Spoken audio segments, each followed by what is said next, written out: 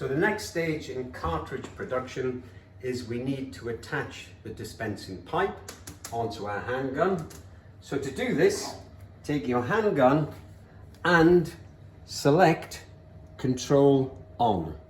And what that will do is to release the pinch valve into its lower position, and that makes assembly of the pipe really easy. As you see here, we have a track that we have to thread the pipe through. So, and make sure that the pipe itself goes into the pinch valve, like so. And then if I operate the switch again, you'll see that it squeezes the pipe, and that's how we control the flow of resin. So, we now thread the pipe through these little clips, and that just keeps everything neat and tidy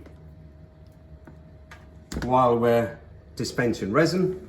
Last thing to do is to connect the pipe onto the barb of the low lock, and this pushes on.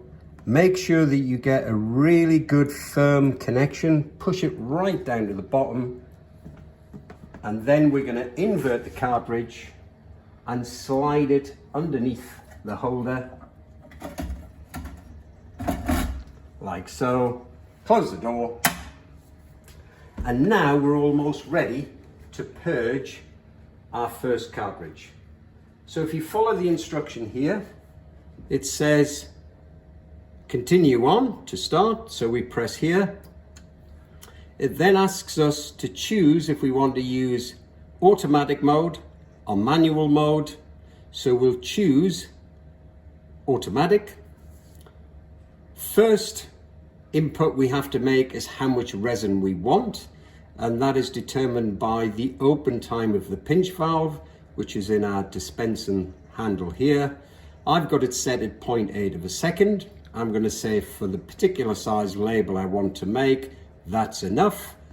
I choose enter, and then it says choose the time in between cycles. So this is where we get our auto repeat function from. So basically, set at half a second, the pinch valve will cycle every half second, and that's the time we have to move the pipe from one label to the next. Now it says select cartridge dispense, and if we just home in at this point here, when I select cartridge dispense, you'll see what happens. So now the resin is coming through the tube, and you'll see it comes up as high as here. It can't go anywhere because the pinch valve is active. If I now press the purge, I will open that up, and you will see the resin is coming out.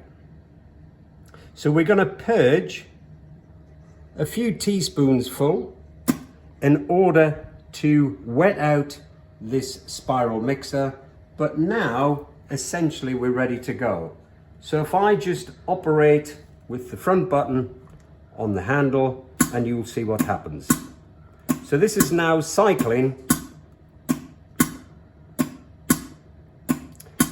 and the next time we come back, we'll be showing you how to apply the correct volume to your printed label.